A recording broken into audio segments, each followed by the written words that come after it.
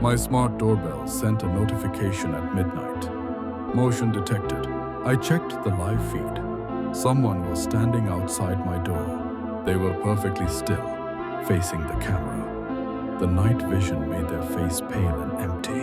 No blinking, no breathing. Then my phone buzzed again. Motion detected. Back door. I froze. I live in an apartment. I went back to the front camera. The person was gone.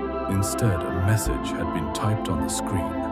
Wrong door. And that's when I heard my front door unlock from the inside.